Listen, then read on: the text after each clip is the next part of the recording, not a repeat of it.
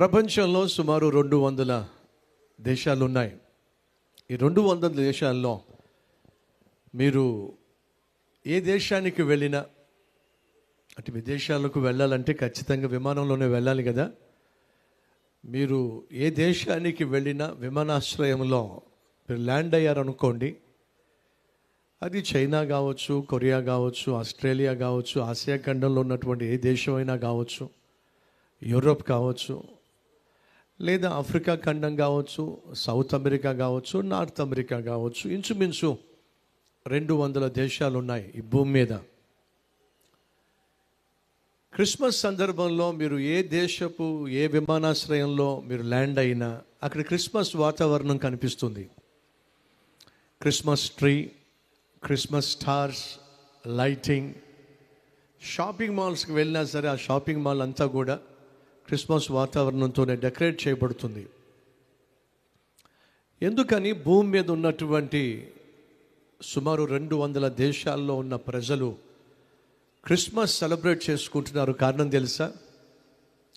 యేసుక్రీస్తు ఒక పల్లెకు, ఒక ప్రాంతానికి, ఒక పట్టణానికి, ఒక ప్రదేశానికి మాత్రమే చెందిన రక్షకుడు కాదు.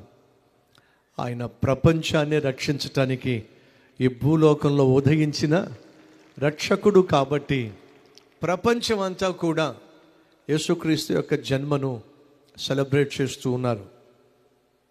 ప్రపంచంలో ప్రపంచ దేశాలన్నీ కలిసి సెలబ్రేట్ చేసేటటువంటి పండుగ ఏదైనా ఉంది అని అంటే అది యేసుక్రీస్తు యొక్క జన్మను పునస్కరించుకొని ఉన్న క్రిస్మస్ పండుగ. యేసుక్రీస్తు ఈ లోకానికి ఎందుకు వచ్చాడు? కొన్ని విషయాలు మీతో పంచుకోవాలి అని ఆశపడుతూ ఉన్నాను. ఆయన కారణ జన్ముడు అనగా ఒక కారణముతో, ఉద్దేశముతో ఈ లోకంలో ఆయన జన్మించాడు. ఆయన జన్మ కాదనలేని సత్యం. ఆయన జీవితం బహు అద్భుతం. ఆయన మరణం గొప్ప త్యాగం.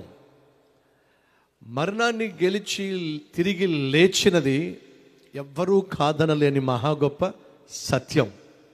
కాబట్టే ఈ శకానికి ఏమని పేరు పెట్టారో తెలుసా? క్రీస్తు శకం.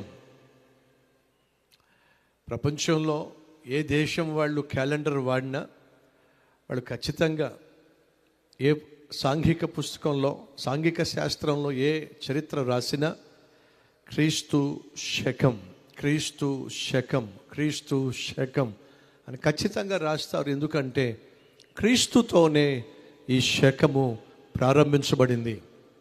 ఆయన జన్మించినప్పుడు నూతన క్యాలెండర్ స్టార్ట్ అయింది, ఈ శకం స్టార్ట్ అయింది. ఎందుకని యేసుక్రీస్తు జన్మించినప్పుడు ఒక నూతన శకమే ప్రారంభించవలసి వచ్చింది? కారణం ఏమిటి? కొన్ని ప్రాముఖ్యమైన విషయాలు మీతో పంచుకుంటాను, శ్రద్ధగా వినాల్సిందిగా కోరుతూ ఉన్నాను. యేసుక్రీస్తు యొక్క జన్మే బహు ప్రత్యేకమైంది. ఎందుకంటే యేసుక్రీస్తు ఎక్కడ పుడతాడు అనగా ఏ ప్రాంతంలో పుడతాడు, ఏ కాలంలో పుడతాడు, ఏ వంశంలో పుడతాడు, ఎవరికి పుడతాడు, ఏ గోత్రంలో పుడతాడు, ఆయన జన్మించక మునిపే కొన్ని 100,000 సంవత్సరాల క్రితమే ఆయన జన్మిస్తాడు అని చెప్పి చరిత్ర పుటలలో లిఖించబడింది. నక్షత్రము యాకోబులో ఉదయించును అని సంఖ్యాకాండంలో రాయబడి ఉంది.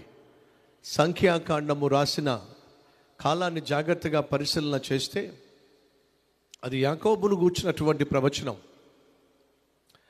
యాకోబు అబ్రహాము యొక్క మనవడు. అబ్రహాముకు యేసుక్రీస్తుకు మధ్య 2000 సంవత్సరాలు గడిచిపోయినాయి. యేసయ్య దగ్గర నుంచి ఇప్పటికీ 2000 సంవత్సరాలు గడిచినాయి. యేసుక్రీస్తు జన్మించక 2000 సంవత్సరాల క్రితమే యాకోబు ద్వారా లోకరక్షకుడైన క్రీస్తు అనే నక్షత్రము జన్మిస్తాడు అని సుమారు 2000 సంవత్సరాల క్రితమే ప్రవచించబడింది. ఆయన యూదా గోత్రంలోనే జన్మిస్తాడని, దావీదు పట్టణమందు దావీదు వంశమందు జన్మిస్తాడని, కన్యక ద్వారానే జన్మిస్తాడని, బెత్లెహేము పట్టణములోనే జన్మిస్తాడని యెషయా భక్తుడు ప్రవచించాడు, మీకా భక్తుడు ప్రవచించాడు, బైబిల్లో ఉన్నటువంటి అనేక మంది భక్తులు ప్రవచించడం జరిగింది. యేసుక్రీస్తు ఈ భూమి మీద జన్మించినప్పుడు జన్మలో పాపము లేనివాడిగా, పురుషుని యొక్క ప్రమేయం లేకుండా కన్య అయినటువంటి మరియ గర్భమున ఆయన జన్మించాడు. ఆయన జన్మే అతీతమైంది. ఒక బిడ్డ జన్మించాలి అంటే ఖచ్చితంగా భార్యాభర్త కలయిక ఉండాలి. భార్యాభర్త లేక మగవాడు స్త్రీ కలయిక లేకుండా జన్మించడం సాధ్యం కాదు. కానీ పురుషుని కలయిక లేకుండా ఈ భూమి మీద జన్మించిన ఏకైక రక్షకుడు ప్రభు అయిన యేసుక్రీస్తు. అనగా ఆయన జన్మలోనే పవిత్రత ఉంది, ఆయన జన్మలోనే పరిశుద్ధత ఉంది. యేసు జన్మించినప్పుడు పరలోకము నుండి దేవదూతలు దిగి వచ్చి కీర్తనలు పాడినట్టుగా, స్తుతిగానాలు పాడినట్టుగా లూకా సువార్త 2వ అధ్యాయంలో మనం చూస్తాం. అనగా యేసు జన్మించినప్పుడు పరలోకము నుండి దూత సమూహము దిగి వచ్చి, చదువుతున్నాను 2వ అధ్యాయము లూకా సువార్త 13వ వచనం. వెంటనే పరలోక సైన్య సమూహము ఆ దూతతో కూడా ఉండి సర్వోన్నతమైన స్థలములలో దేవునికి మహిమయు, ఆయనకిష్టులైన మనుషులకు భూమి మీద సమాధానము కలుగునుగా కానీ దేవుని స్తోత్రము చేయుచు ఉండిరి. యేసు జన్మించినప్పుడు పరలోకము నుండి దేవుని దూతలు దిగి వచ్చినట్టుగా చరిత్ర లిఖించబడింది. యేసు జన్మించినప్పుడు పశువుల కాపర్లు వారి గొర్రెలను మేపుకుంటున్నప్పుడు దేవుని దూత పరలోకము నుంచి దిగి వచ్చి, ఇదిగో ప్రజలందరికీ కలుగబోవు మహా సంతోషకరమైన సువర్తమానము నేడు మీకు తెలియచేస్తున్నాను. దావీదు పట్టణమందు నేడు మీ కొరకు రక్షకుడు జన్మించి ఉన్నాడు. ఆయనే ప్రభు అయిన యేసుక్రీస్తు. యేసు జన్మించినప్పుడు ఆయన జన్మను గూర్చిన వార్త న్యూస్ పేపర్లో, టీవీ ఛానల్స్లో రాలా. ఎందుకంటే అప్పుడు ఆ న్యూస్ పేపర్స్ లేవు, టీవీ ఛానల్స్ లేవు, బ్రేకింగ్ న్యూస్లు లేవు. సాక్షాత్తు దేవుడే తన దూతను పంపించి ప్రజలకు యేసు యొక్క జన్మను గూర్చినటువంటి వార్తను ప్రచురించడం జరిగింది. అంతేకాకుండా యేసుక్రీస్తు జన్మించినప్పుడు తూర్పు దేశములో ఒక నక్షత్రము ఉదయించెను. ఇందాక చెప్పినట్టుగా యాకోబులో నక్షత్రము ఉదయించును. ఉదయించిన ఆ నక్షత్రము ప్రభు అయిన యేసుక్రీస్తే. ఆయన జన్మించినప్పుడు ఆకాశంలో ఒక ప్రత్యేకమైన నక్షత్రము ఉదయించింది. అది చూసినటువంటి తూర్పు దేశ జ్ఞానులు, ఒకరి పేరు మెల్కియార్ అని లేదా మెల్చియార్ అని, మరొకరి పేరు జాస్పర్ లేదా ఖాస్పర్ అని, ఇంకొకని పేరు బెల్తాజర్ అని చరిత్ర తెలియచేస్తుంది. వీళ్ళు నక్షత్ర శాస్త్రము తెలిసిన వాళ్ళు. ఎప్పుడైతే ఆ నక్షత్రం ఉదయించిందో వారు ఒక సత్యాన్ని గ్రహించారు. ఏమిటంటే లోకరక్షకుడు జన్మించాడు. లోకాన్ని ఉద్ధరించటానికి, మానవ జాతిని ఉద్ధరించటానికి లోకరక్షకుడు అనగా దేవుడే మానవునిగా భూమి మీద జన్మించాడు అనే వాస్తవాన్ని వాళ్ళు గ్రహించారు.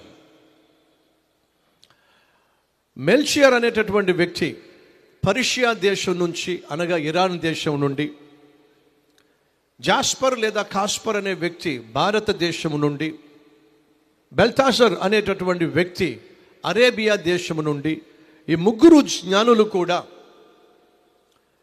లోకాన్ని ఉద్ధరించటానికి, మనిషిని రక్షించటానికి లోకరక్షకుడు జన్మించాడు అని చెప్పి వాళ్ళు నక్షత్రమును చూచి ప్రయాణమై, వాళ్ళు ముగ్గురు కూడా 3 దేశాల నుంచి ప్రయాణమై ఆ నక్షత్రాన్ని చూసి వచ్చినప్పుడు యెరూషలేముకు వచ్చేసరికి ఆ ముగ్గురు కూడా కలుసుకోగలిగారు. విచిత్రం. వివిధ దేశాల నుండి ముగ్గురు జ్ఞానులు కలిసి రాలా, ఒక్కొక్క దేశం నుండి వాళ్ళు వచ్చారు. కానీ యెరూషలేముకు వచ్చేసరికి వారు కలుసుకోగలిగారు.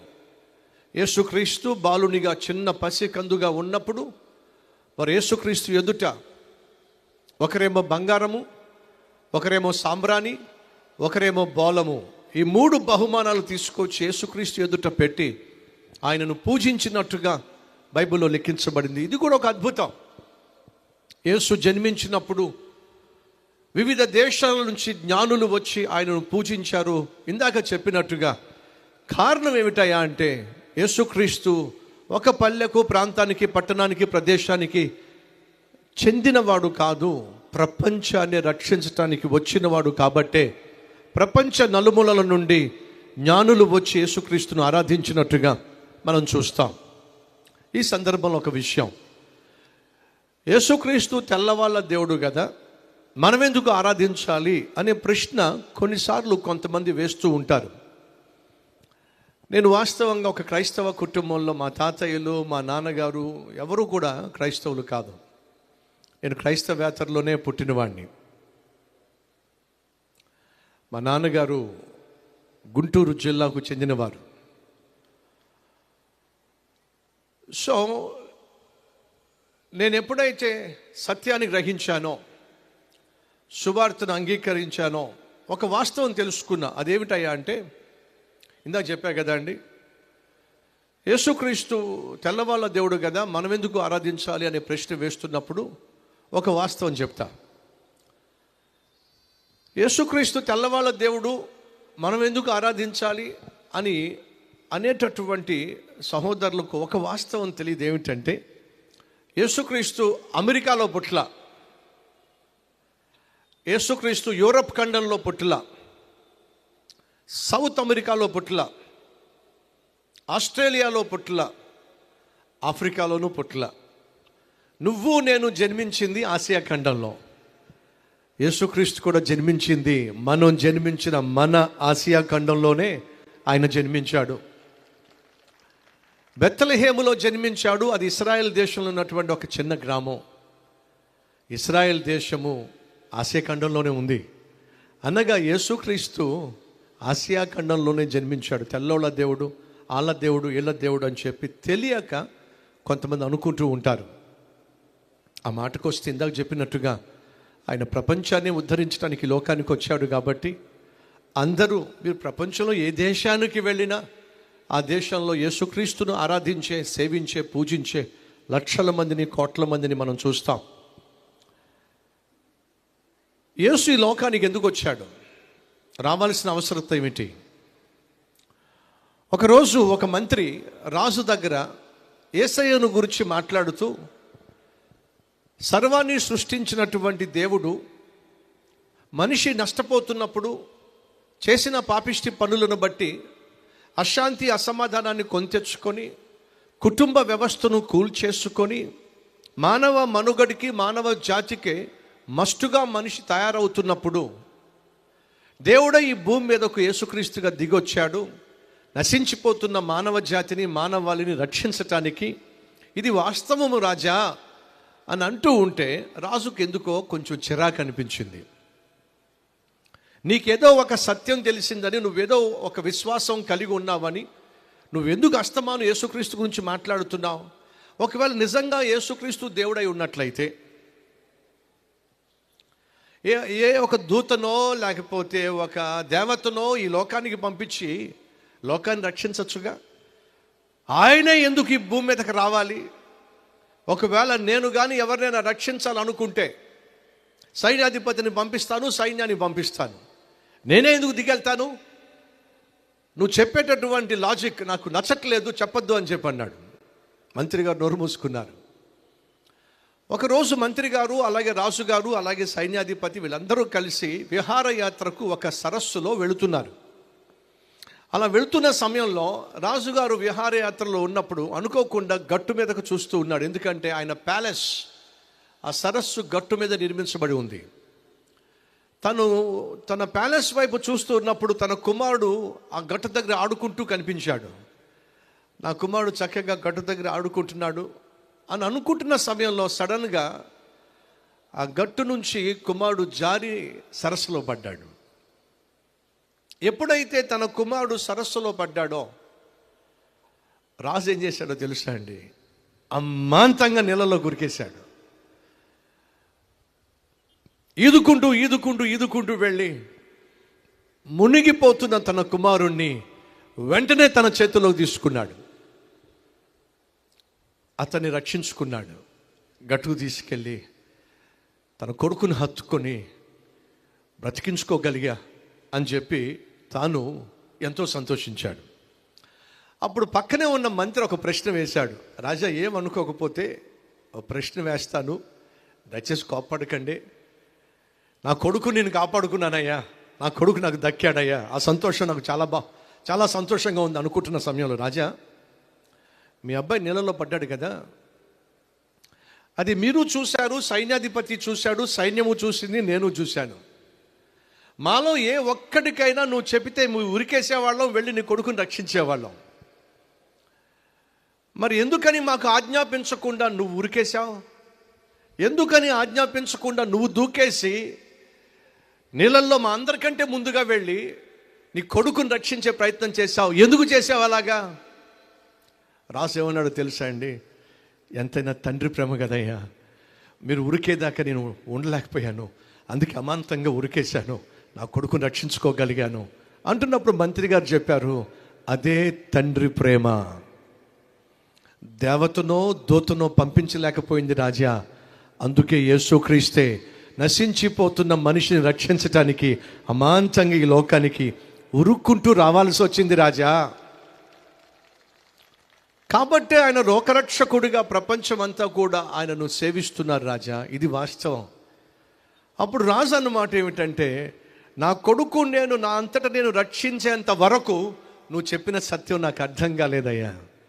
ఇప్పుడు నాకు ఖచ్చితంగా అర్థమైంది ఎందుకు దేవుడే తాను సృష్టించిన మనిషి నశించిపోతున్నప్పుడు రక్షించటానికి ఈ లోకానికి వచ్చాడో.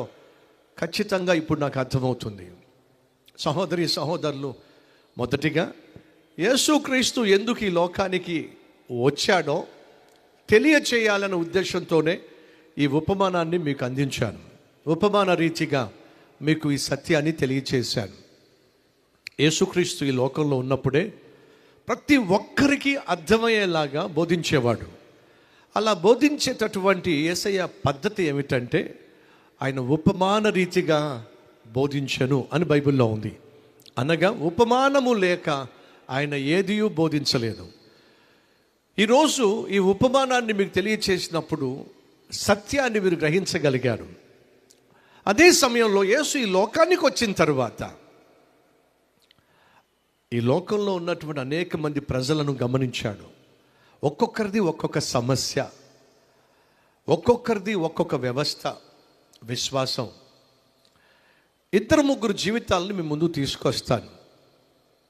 వాళ్ళని బాగు చేయాలని, బంగారం లాంటి భవిష్యత్తు ఇవ్వాలని యేసుక్రీస్తు వారిని ఎలా దర్శించాడో, స్పర్శించాడో, బాగు చేశాడో త్వరగా మీతో చెప్పే ప్రయత్నం చేస్తా. యోహాను సువార్త 4వ అధ్యాయంలో, అనగా యేసుక్రీస్తు యొక్క జీవిత చరిత్ర బైబిల్లో లిఖించబడి ఉంది.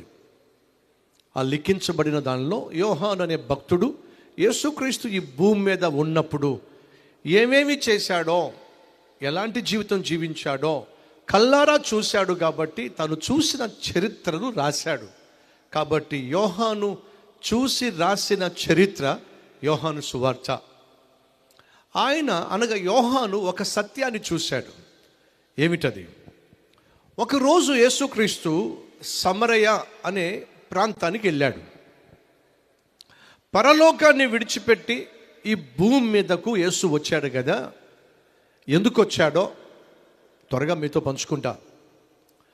ఆయన సమరయ అనే ప్రాంతానికి వచ్చాడు.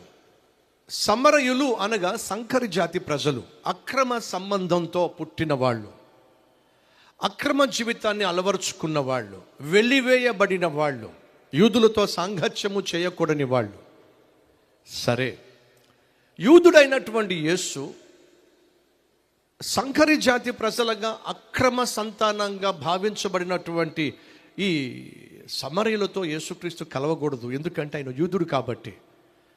కానీ మనిషికి మనిషికి మధ్య కులతత్వం కావచ్చు, ప్రాంతీయతత్వం కావచ్చు, రకరకాల మతాలు కావచ్చు, ఇవన్నీ మనిషి సృష్టించుకుంది.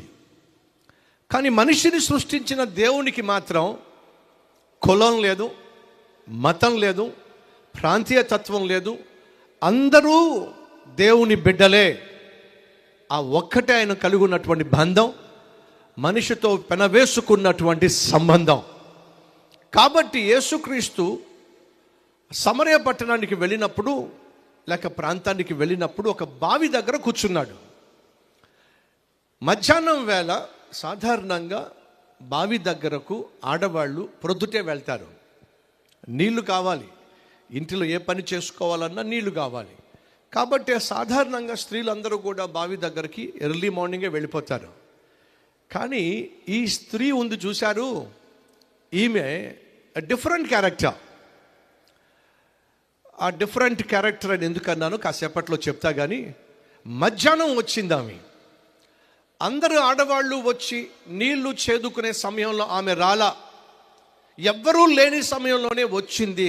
కారణం చెప్తా. మధ్యాహ్నం వచ్చింది. యేసు అక్కడ కాచుకొని కూర్చున్నాడు. ఎందుకంటే ఆమె వస్తుందని తెలుసు ఆయనకి. అమ్మా, కాస్త నీళ్లు చేది నాకు పోస్తావా అని అడిగాడు. అమ్మా అని పిలిచినప్పుడు ఆమె ఆ పిలుపులోనే ఒక విధమైనటువంటి ప్రకంపన. నా జీవితంలో నన్నెవ్వరూ కూడా అమ్మా అని పిలవలా. ఎందుకని? ఆమె ఒక వ్యభిచారి, తన ఒళ్ళు అమ్ముకొని బ్రతికేటటువంటి ఒక వేశ్య. ఊరోళ్ళందరూ చేదరించుకుంటున్నారు, అందరూ చీకొడుతున్నారు. ఎస్, మనం ప్రతి ఒక్కరూ సంపాదించాలి కుటుంబ పోషణ కొరకు. కానీ ఎలా సంపాదిస్తున్నావు అనేది చాలా అవసరం. చాలామందికి ఈ లోకంలో ఉన్న విధానం ఏమిటంటే, ఎంత సంపాదిస్తున్నాడు ఇంపార్టెంట్, ఎంత ఆస్తి సంపాదించాడు, ఎన్ని ఎకరాల పొలం ఉంది, ఎంత బ్యాంక్ బ్యాలెన్స్ పెంచుకున్నాడు, ఎన్ని బిల్డింగ్స్ ఉన్నాయి, ఎన్ని కార్లు ఉన్నాయి, ఎంత ఉంటుంది మొత్తం కలిపి. ఒక 50 కోట్లు ఉంటుందా, 100 కోట్లు ఉంటాయా, 200 కోట్లు ఉంటాయా, 500 కోట్లు ఉంటాయా, ఒక 1000 కోట్లు ఉంటాయా? ఇవన్నీ సాధారణంగా మనుషులు చర్చిస్తూ ఉంటారు. దురదృష్టం ఏమిటాయా అంటే, మనిషి కూడా వాటి కోసమే ప్రాకులాడుతున్నాడు. కార్ల మీద కార్లు కొనాలి, పొలాల మీద పొలాలు కొనాలి, ఆస్తిపాస్తులను పెంపొందించుకోవాలి, బిల్డింగ్స్ కట్టాలి, ఎవరికి లేనంత ఆస్తి నాకు ఉండాలి అని మనిషి సాధారణంగా ఆశపడుతున్నాడు. కానీ ఒక వాస్తవాన్ని త్వరగా చెప్పేస్తా. ఈరోజు నువ్వు కలిగి ఉన్న కార్లు కావచ్చు, బంగ్లా కావచ్చు, లేదా సిరి సంపదలు కావచ్చు, పేరు ప్రఖ్యాతులు కావచ్చు, బ్యాంకులో బ్యాలెన్స్ కావచ్చు, ఇంట్లో ఉన్న బంగారం కావచ్చు. ఒక నిమిషం, మీ వయసు ఎంత? ఒకవేళ మీ వయసు 20 సంవత్సరాలు అయితే 100 సంవత్సరాలు కలపండి, 120 సంవత్సరాలు. 50 సంవత్సరాలు అయితే 100 సంవత్సరాలు కలపండి, 150 సంవత్సరాలు. మీ వయసుకు ఒక 100 సంవత్సరాలు కలపండి. ఒకవేళ నా వయసుకు నేను 100 సంవత్సరాలు కలిపానంటే సుమారు 150 సంవత్సరాలు. 150 సంవత్సరాలు అప్పుడు సతీష్ కుమార్ భూమి మీద ఉంటాడంటారా? చెప్పాలి. సతీష్ కుమారే కాదు, మీ వయసుకు 100 సంవత్సరాలు కలిపితే మీరు కూడా ఇక్కడ ఉండే ప్రసక్తి లేనే లేదు. అది వాస్తవం. ఈరోజు మనిషి దేనికోసం ప్రాకులాడుతున్నాడో, దేనికోసం తాపత్రయపడుతున్నాడో, తంటాలు పడుతున్నాడో, తప్పులు చేస్తున్నాడో, తప్పటడుగులు వేస్తున్నాడో ఒక్కసారి ఆలోచిద్దాం. అది అవసరమా? ఎందుకని? ఈరోజు నీ వయసుకు 100 సంవత్సరాలు కలిపావనుకో, 130, 140, 150 ఖచ్చితంగా భూమి మీద నువ్వు ఉండే ఛాన్స్ లేదు. ఎంతో ఇష్టపడి కొనుక్కున్న ఆ కారు ఎవరు నడుపుతారో చెప్పు? ఎంతో ఇష్టపడి కట్టినటువంటి బంగ్లాలో ఎవరుంటారో చెప్పు? 100 సంవత్సరాల తర్వాత నువ్వు చెప్పగలవా? ఎంతో ప్రాకులాడి తప్పుడు పనులు చేసి, అన్యాయం చేసి, అక్రమాలు చేసి, అవినీతికి పాల్పడి సంపాదించినటువంటి ఆస్తిపాస్తులు ఎవరి చేతిలో ఉంటాయో నీకు తెలుసా? ఒక్కసారి ఆలోచించు. 100 సంవత్సరాల తరువాత ఆ బంగ్లాలో ఎవరు ఉంటారు? ఏమో. నీ బంగారం అంతా ఎవరు పెట్టుకుంటారు? ఏమో. నీ ఆస్తిపాస్తి అంతా ఎవరు అనుభవిస్తారు? ఏమో. జీవితం ఎంత విచిత్రమైందో తెలుసా? నేను బ్రతుకున్నంత వరకు, మీరు బ్రతుకున్నంత వరకు స్నేహితులు కలుస్తారు, బంధువులు కలుస్తారు, సంబరాలు చేసుకుంటాం, సంతోషంగా గడుపుతాం. కానీ ఒకరోజు మనం మరణించామనుకోండి, వెంటనే మన ఫోటో పెట్టేస్తారు, దండేసేస్తారు. కొడుకులు 1 వారం ఏడుస్తారు, కట్టుకుంది 1-2 వారాలు ఏడుస్తుంది. వీళ్ళందరూ చాలా దిగులుగా ఉంటారు, చాలా బాధతో ఉంటారు. 1 వారం అయిన తర్వాత కొడుకులు సెల్ ఫోన్ మీదకి వెళ్ళిపోతారు, కూతుర్లు కూడా సెల్ ఫోన్లో బిజీ అయిపోతారు. భార్య 2 వారాలు ఏడుస్తుంది. ఆ తర్వాత ఏమే ఆ టీవీ రిమోట్ పట్టరా అని చెప్పడితే టీవీ రిమోట్ తెప్పించుకుంటుంది, టీవీ ఆన్ చేస్తుంది. ఆమె సీరియల్లో పడిపోద్ది, సినిమా పిచ్చి ఉంటే సినిమా పిచ్చిలో పడిపోతుంది. అర్థం చేసుకోండి, ఒక 1 మంత్ వరకు నీ గురించి వాళ్ళు బాధపడడం నిజంగా గొప్ప విషయమే. ఒక 1 మంత్ తర్వాత వాస్తవం అంటారా కాదంటారా? 1 మంత్ తర్వాత ఎవరు నిన్ను జ్ఞాపకం చేసుకోరు, ఎవరు నిన్ను పట్టించుకోరు.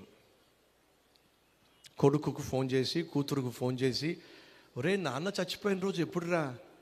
అక్క నేను మర్చిపోయాను, నీకన్నా జ్ఞాపకం ఉందా? అరే నాకు నేను మర్చిపోయా. తమ్ముడిని అడుగు, తమ్ముడికి నాన్నంటే ఇష్టం కదా. ఆఖరికి వర్ధంతి కూడా జ్ఞాపకం ఉండదు. దేనికోసం ఈ తంట? దేనికోసం అంట ఈ తంట, ఈ తప్పుడు పనులు, ఈ తప్పుడు సంపాదన? ఒక్కసారి ఆలోచించండి. ఒక వాస్తవం, వస్తూ వస్తూ ఈ లోకానికి నువ్వేమీ తీసుకురాలా. పోతూ పోతూ ఈ లోకం నుంచి నువ్వేమీ తీసుకెళ్ళావు. ఇది వాస్తవం. నగ్నంగా వచ్చాం, నగ్నంగానే పోతాం. ఒట్టి చేతులతో వచ్చాం, ఒట్టి చేతులతోనే పోతాం. కానీ వచ్చిన తర్వాత పోయేంత వరకు మానవ జన్మ ఎత్తిన నువ్వు సగటు మనిషికి చేసిన మంచితనమే సమాజంలో మిగిలిపోతుంది. నువ్వు చేసిన సహాయమే మిగిలిపోతుంది. అంతేగాని నువ్వు చేసిన అన్యాయము, అక్రమము నీ బిడ్డలకు శాపంగా మారుతుంది.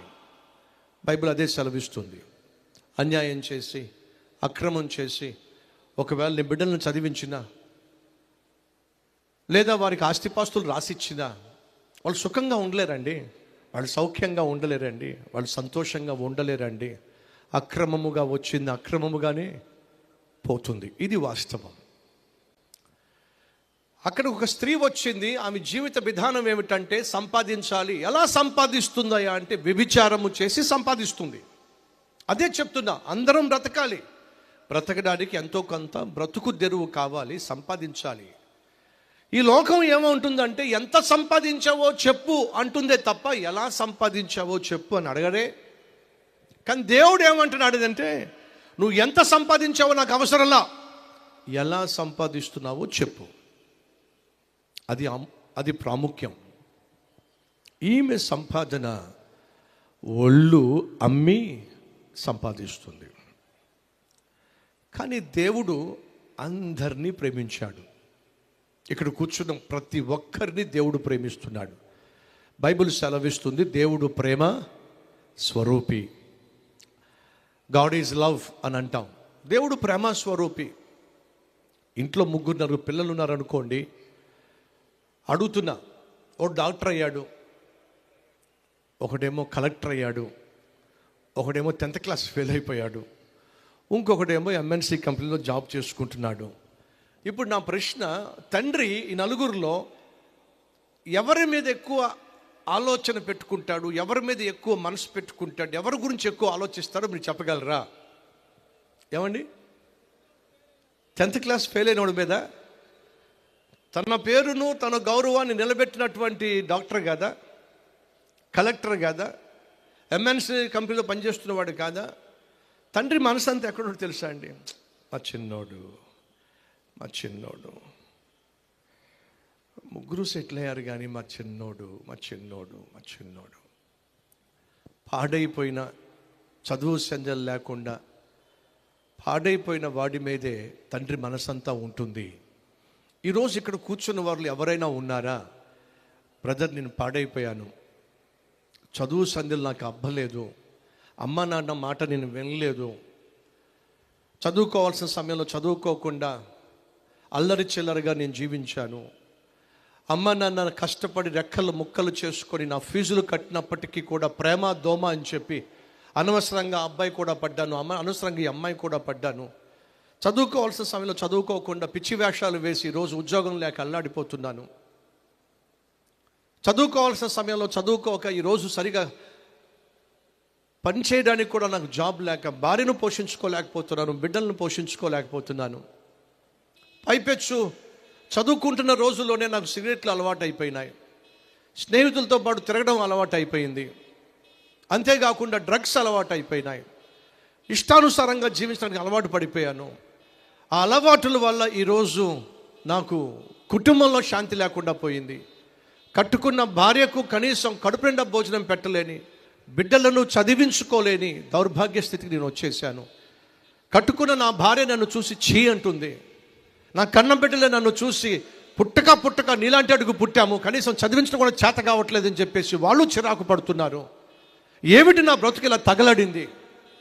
ఇంట్లో గౌరవం లేదు, ఇంటి బయట గౌరవం లేదు, భార్య గౌరవించట్లేదు, బిడ్డలు గౌరవించట్లేదు, నాలాంటి వాడు ఉన్నా ఒకటే చచ్చినా ఒకటే అని మీలో ఎవరైనా అనుకుంటున్నారా?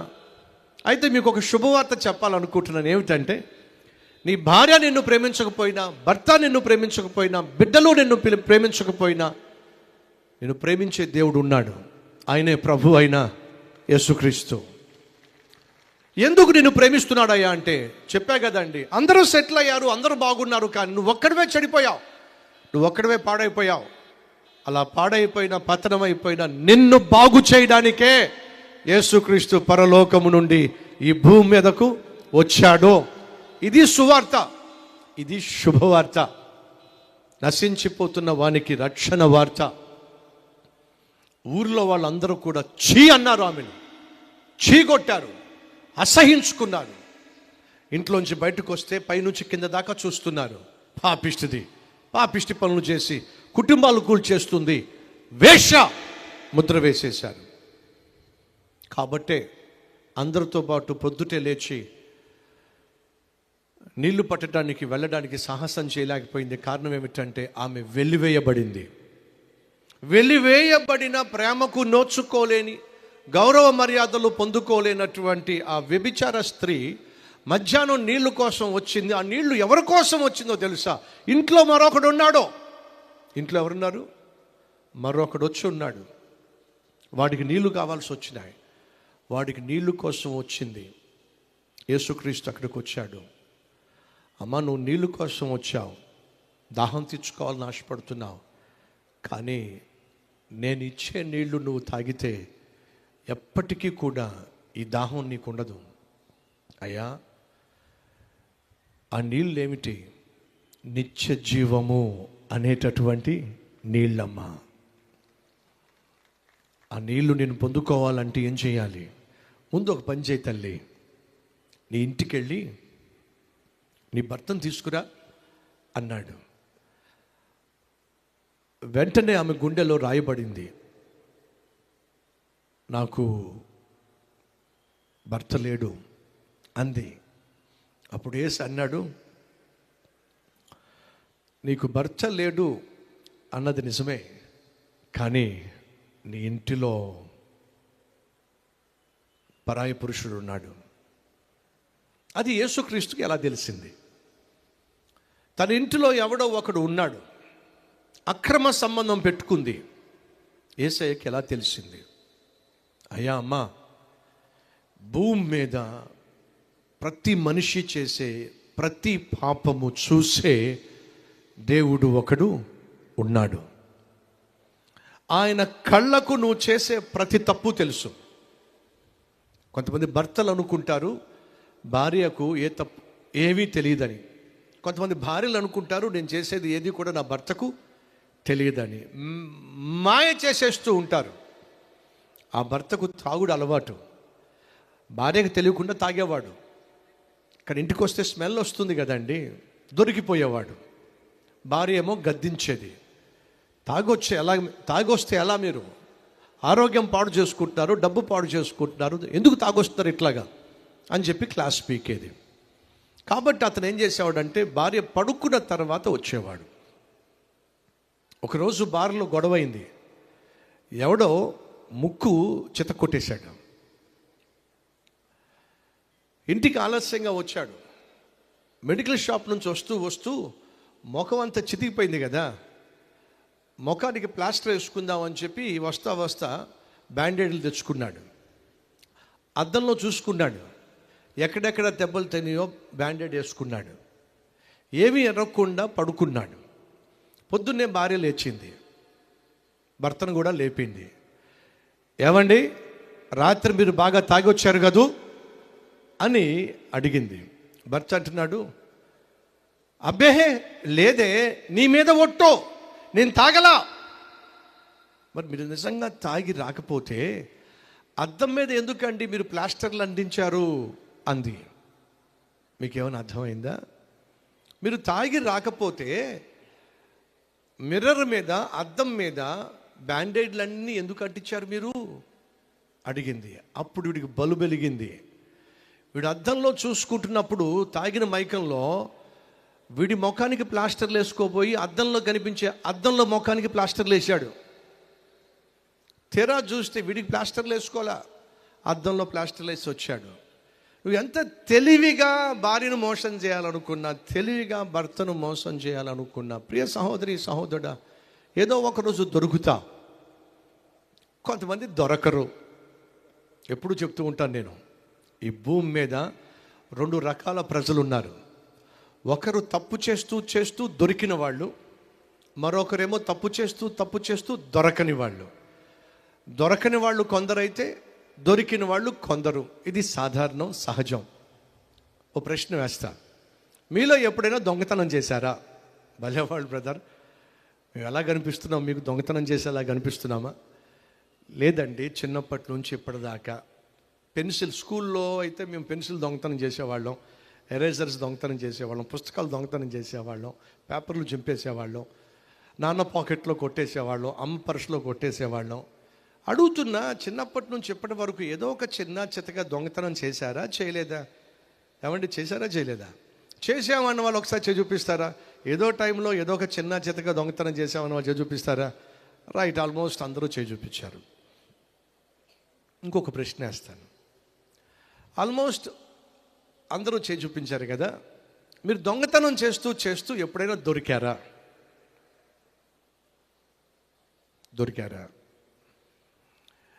దొంగతనం చేస్తూ నేను దొరికిపోయాను బ్రదర్ అన్నవాళ్ళు ఇప్పుడు చేయి చూపించండి. దొరికాము అన్నవాళ్ళు చేయి చూపించండి. ఇక్కడ ఇద్దరు ముగ్గురు చూపించారు. అక్కడ ఎవరు ఒకళ్ళు చూపించారు, ఒకళ్ళు. ఇందాకేమో ఇంచుమించు 90% చేయి చూపించారు మేము దొంగతనం చేసామని. దొరికిన వాళ్ళు ఎంతమంది అని అడిగితే 10% కూడా లేరు.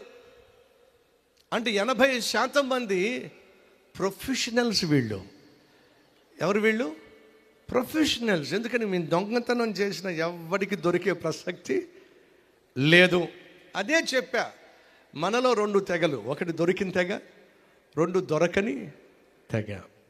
ఇప్పుడు మీరే ఒప్పేసుకుంటున్నారు ఏమిటయ్యా అంటే, బ్రదర్ మేము దొరకని దొంగలం. సరే, ఈ భూమి మీద దొంగలు దొరికితే చట్టం శిక్షిస్తుంది. మరి దొరకకుండా తిరిగే దొరలను ఎవరు శిక్షిస్తారు చెప్పండి? దేవుడు ఖచ్చితంగా శిక్షిస్తాడు. అనగా ఈరోజు ఈ భూమి మీద ఉన్న ప్రజలలో చేసిన తప్పును బట్టి శిక్షను పొందుకొని జైలుకు వెళ్ళే వాళ్ళు బహు తక్కువ మంది.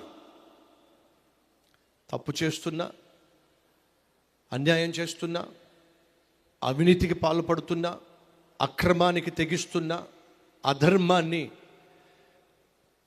నడిపిస్తున్నా, దొరకకుండా దొరల్లాగా తిరిగే వాళ్ళు కోకొల్లలు. మరి ఎవరండి వీరిని శిక్షించేది? జాగ్రత్తగా వినండి.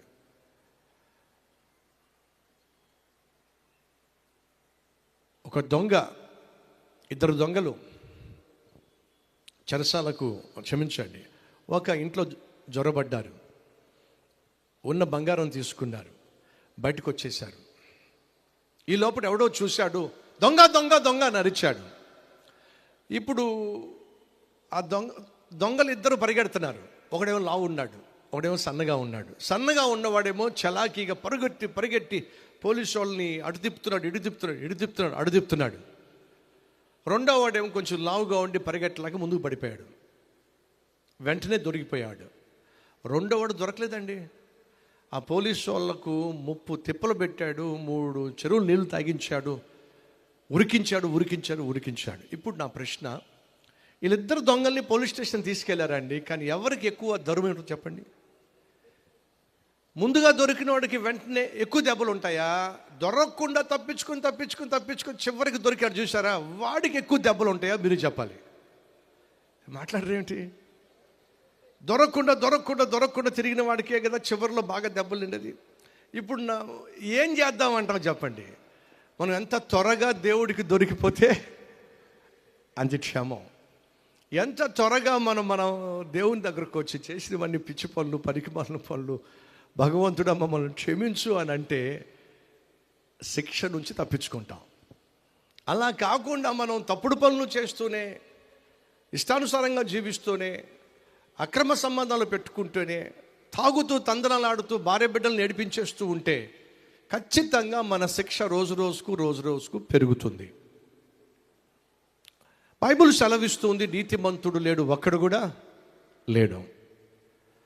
ఆ స్త్రీ యేసయ్య కూర్చున్న బావి దగ్గరకు వచ్చినప్పుడు యేసుక్రీస్తు ఆమె చరిత్ర మొత్తాన్ని స్కాన్ చేసేసాడు. నీ ఇంట్లో ఉన్నవాడు ఎవడు అని అడిగేశాడు.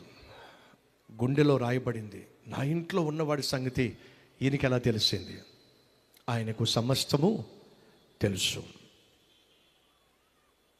అయ్యా, నా ఇంట్లో ఉన్నవాడి సంగతి ఎవ్వరికీ తెలియదు, నీకు తెలిసింది అని అంటే నువ్వు సామాన్యుడివి కాదు, నువ్వు ఖచ్చితంగా ప్రవక్తవై ఉంటావు అని చెప్పింది. అమ్మా, నీతో మాట్లాడుతున్నవాడు ప్రవక్త కంటే గొప్పవాడు తల్లి. పరలోకము నుండి భూమి మీదకు దిగి వచ్చిన లోకరక్షకుడు నీతో మాట్లాడుతున్నాడు. ఎంతకాలం ఈ పాపంలో జీవిస్తావు?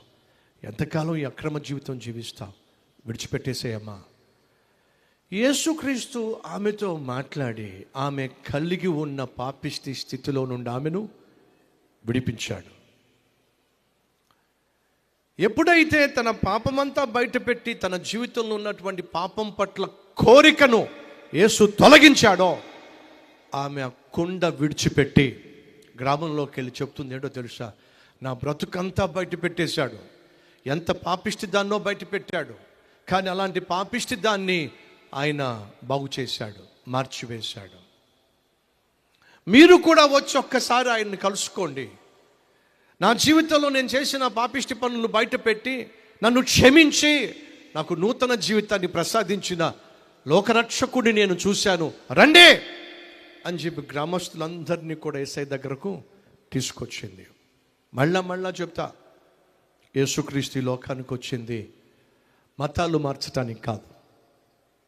ఆ మతం నుంచి ఈ మతానికి, ఈ మతం నుంచి ఆ మతానికి, మనుషుల్ని మతాలని మార్చాలని చెప్పి యేసుక్రీస్తు ఈ లోకానికి రాలేదండి.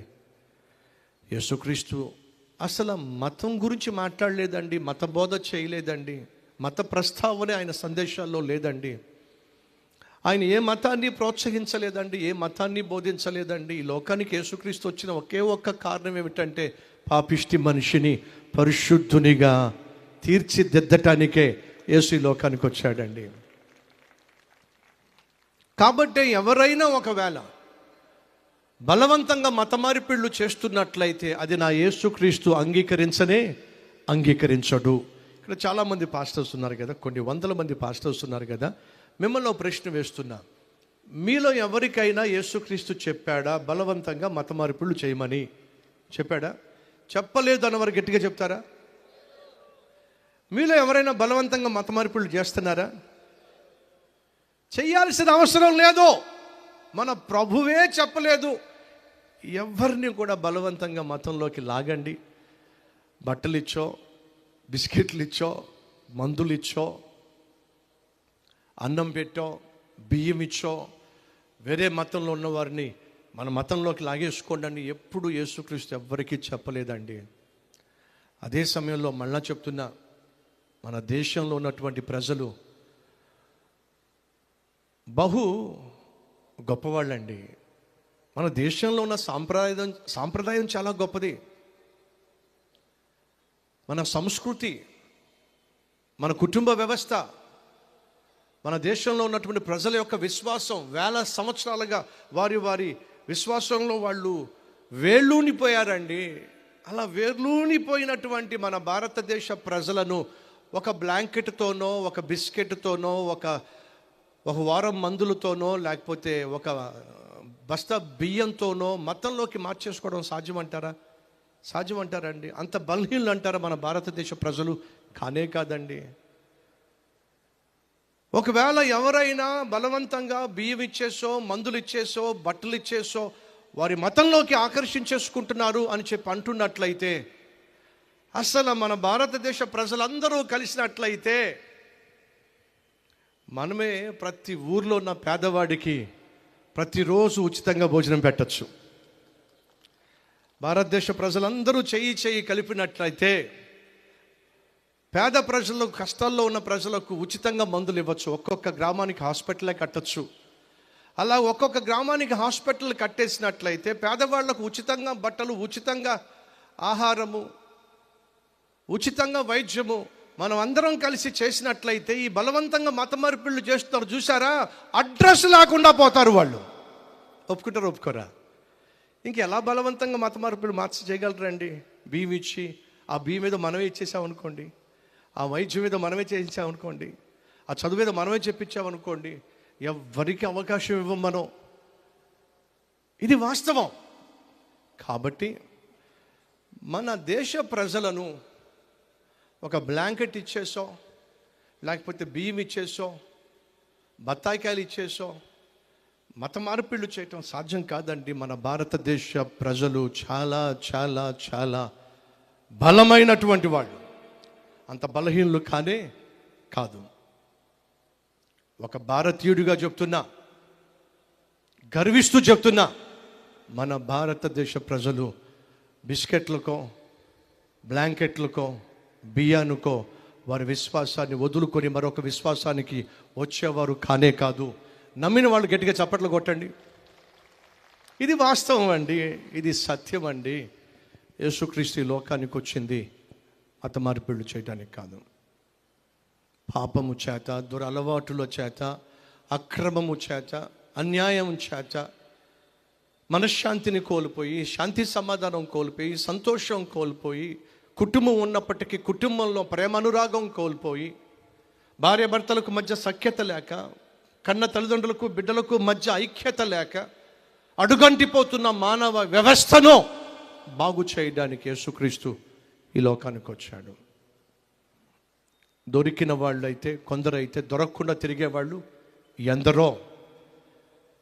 దొరకకుండా తిరిగేటటువంటి దొరలను, అనగా దొంగలను ఒకరోజు దేవుడు శిక్షిస్తాడు. బైబిల్ కూడా అదే చెప్తుంది. మనిషి చేసిన పాపిష్టి పనులను బట్టి ఖచ్చితంగా మనిషికి శిక్ష ఉంది. చట్టమే శిక్షిస్తున్నప్పుడు చట్టాన్ని సృష్టించిన దేవుడు మనిషిని శిక్షించకుండా ఎలా ఉంటాడు? అనగా ఈరోజు తప్పు చేసిన, పాపం చేసిన ప్రతి ఒక్కరూ కూడా శిక్షించబడాల్సిందే ఏదో ఒక రోజు. దాన్నే మన పూర్వీకులు ఏమన్నారంటే, నువ్వు మంచి చేస్తే స్వర్గానికి వెళ్తావు, చెడు చేస్తే నరకానికి వెళ్తావు అని చెప్పారు. మనలో తప్పు చేయని వాళ్ళు ఎవరున్నారండి? నీతిమంతుడు లేడు, ఒక్కడు కూడా లేడు. అందరం ఏదో ఒక తప్పు చేసిన వాళ్ళమే. మరి ఏదో ఒక తప్పు చేసిన మనము చేసిన తప్పులను బట్టి ఏదో ఒక రోజు ఈ భూమి మీద గుట్టుక్కుమని ఆ తర్వాత ఎక్కడికి పోతాం అన్నారుగా మన పెద్దలు. మంచి చేస్తే స్వర్గానికి వెళ్తాం, చెడు చేస్తే నరకానికి వెళ్తాం. నేను ముగించేస్తున్నా. మరి చెడు చేస్తే నరకానికే వెళ్ళాల్సి వస్తే ఏదో ఒక చెడు మనం చేశాం కదండి. ఎక్కడికి వెళ్తామో చెప్పండి? ఖచ్చితంగా నరకానికి పోవాల్సిందే. కానీ దేవుడు మనిషిని తన పోలిక చొప్పున సృష్టించాడు. తాను సృష్టించిన మనిషి ఈ భూమి మీద ఇష్టానుసారంగా జీవించి తప్పులు చేసి ఆ తప్పుల యొక్క ప్రతిఫలంగా చచ్చిపోయినప్పుడు నరకానికే పోవడము మనిషికి మిగిలి ఉన్న గతి స్థితి అయినట్లయితే మనిషిని సృష్టించిన దేవుడికి ఎంత బాధ అండి. కాబట్టి దేవుడు ఒక నిర్ణయం తీసుకున్నాడు. ఏంటో తెలుసా? మనిషి చేసిన తప్పులు ఏమైతే ఉన్నాయో ఆ తప్పులన్నిటినీ నా మీదే వేసుకుంటా. మనిషికి రావాల్సిన శిక్ష నేనే భరిస్తా. ఫలితంగా మనిషి నరకానికి వెళ్లకుండా పరలోకానికి నేనే తీసుకెళ్తా అని తానే నిర్ణయం తీసుకొని 2000 సంవత్సరాల క్రితము ఆయన పరలోకాన్ని విడిచిపెట్టి భూమి మీదకు వచ్చిన కారణం ఏమిటంటే, ఏదో ఒకరోజు మనం ఈ భూమిని విడిచిపెట్టి నరకానికి వెళ్లకుండా పరలోకానికి వెళ్ళాలని దేవుడే మన మధ్యకు దిగి వచ్చిన వేళ క్రిస్మస్. క్రీస్తు ఆరాధన, క్రీస్తు యొక్క జన్మ మనం సెలబ్రేట్ చేసుకుంటున్నాం.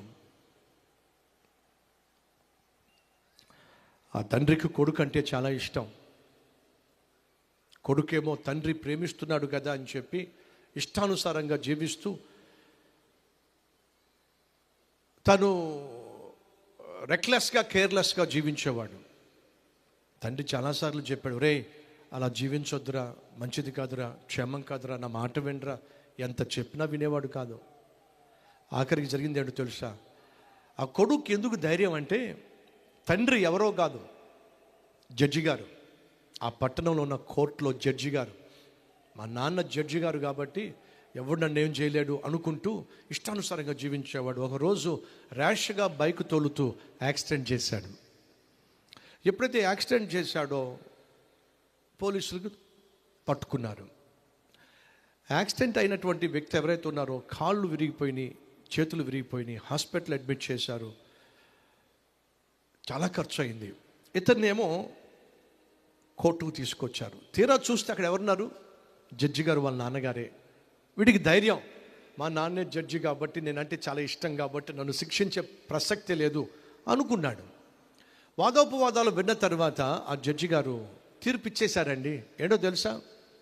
యాక్సిడెంట్ చేయడం వల్ల, వారి కాళ్ళు చేతులు విరిగిపోవడం వల్ల సుమారు 10 లక్షల రూపాయలు ఖర్చు అయింది. అంతేకాదు, వాళ్ళు చాలా ఇబ్బంది పడాల్సి వచ్చింది.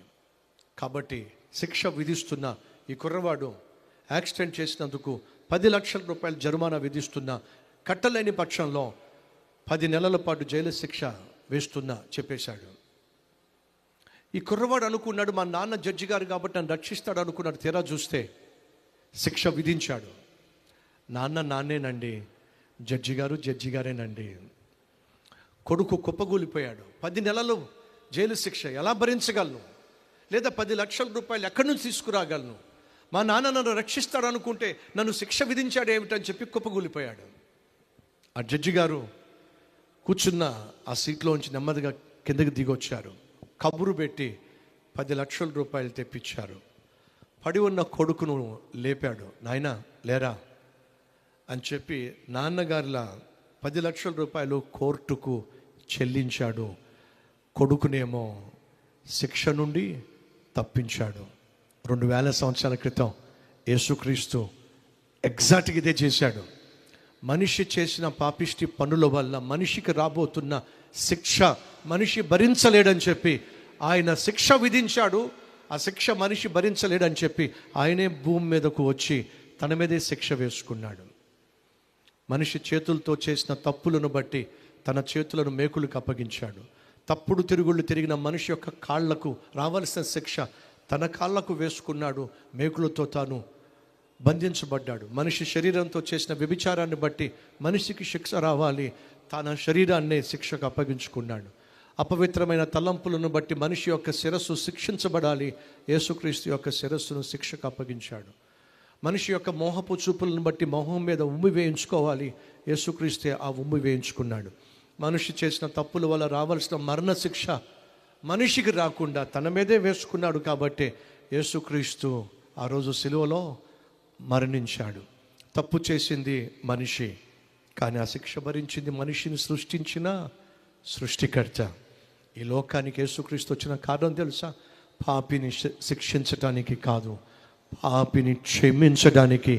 పాపి తరఫున మరణించి మరణ శిక్షను తప్పించి నువ్వు నేను మరణించిన తర్వాత పరలోకానికి చేర్చడానికే యేసు ఈ లోకానికి వచ్చాడు. ఆయన మరణించాడు, 3వ దినాన దేవుడు కాబట్టి తిరిగి లేచాడు. ఆయన చెప్పిందల్లా ఒకటే, మీ శిక్ష నా మీద వేసుకున్నా మీకు రావాల్సిన శిక్ష నేను భరించా. ఇప్పుడు కొడుకు ఆ బోన్లో ఉన్నాడు కదా, నాయనా లేరా, నీ తరఫున నేను జరిమానా చెల్లిస్తున్నాను, నువ్వు నాకు చెల్లించాల్సిన అవసరం లేదు అన్నాడు అనుకోండి, వీడే చెల్లించాలిగా. నాన్న ప్రేమతో వచ్చి తన తరఫున వెళ్ళ చెల్లించినప్పుడు వాడు ఏం చేయాలి? అమాంతంగా తండ్రిని కౌగిలించుకోవాలి. నాన్న, యాక్సిడెంట్ చేసింది నేను, తప్పు చేసింది నేను, నన్ను క్షమించిన పుణ్యానికి నువ్వు నా కోసం వెళ్ళ చెల్లించావు నాన్న, ఇక మీదట ఇంకెప్పుడు నిన్ను గాయపరచను, నువ్వు ఆశించినట్టుగా జీవిస్తాను అని ఆ కొడుకు చెప్పి నాన్నతో వెళ్ళాడండి. ఈరోజు దేవుని బిడ్డలుగా మనం కూడా అదే చెప్పాలని దేవుడు ఆశిస్తున్నాడు. మనల్ని దేవుడు ప్రేమించాడు కాబట్టి మన కోసం ఈ భూలోకానికి వచ్చాడు. అంతేకాకుండా మనకు రావాల్సిన శిక్ష అంతా తన మీదే వేసుకొని మన స్థానంలో మరణించాడు. దేవుడు కాబట్టి మరణాన్ని గెలిచి తిరిగి లేచాడు. ఆ ప్రభువు చెప్పింది ఏమిటంటే, నేను మీ శిక్షను భరించాను, మీ స్థానంలో మరణించాను, నేను చేసిన ఈ త్యాగాన్ని మీరు అంగీకరించి క్షమాపణ కోరితే నేను మిమ్మల్ని క్షమిస్తాను. అంతేకాదు, నేను ఎలా మరణాన్ని గెలిచి తిరిగి లేచి పరలోకానికి వెళ్ళానో, నా క్షమాపణ పొందుకున్న ప్రతి ఒక్కడు కూడా మరణించిన తర్వాత పరలోకానికి నాతో పాటు వస్తాడు అని దేవుడు వాగ్దానం చేసి వెళ్ళాడు. ముగించేస్తున్నా. ఇంతకన్నా దేవుడు మనిషి కోసం ఏం చేయగలడండి? పాపిష్టి మనిషిని ప్రేమించిన దేవుడు పాపిష్టి మనిషి కోసం ఈ భూమి మీద జన్మించాడు. మనిషికి రావాల్సిన శిక్ష అంతా తన మీద వేసుకున్నాడు. ఇప్పుడు ఆ దేవుడు అంటున్నాడు, మీకోసం నేను మరణించా, ఇక మీదట నా కోసం ఈ భూమి మీద నీతిగా జీవించండి, యథార్థంగా జీవించండి, మానవ మనుగడను కాపాడండి, మంచి మనిషిగా బ్రతకండి, మంచి భర్తగా, మంచి భార్యగా, మంచి బిడ్డలుగా, సగటు వారికి ఆశీర్వాదంగా జీవించండి.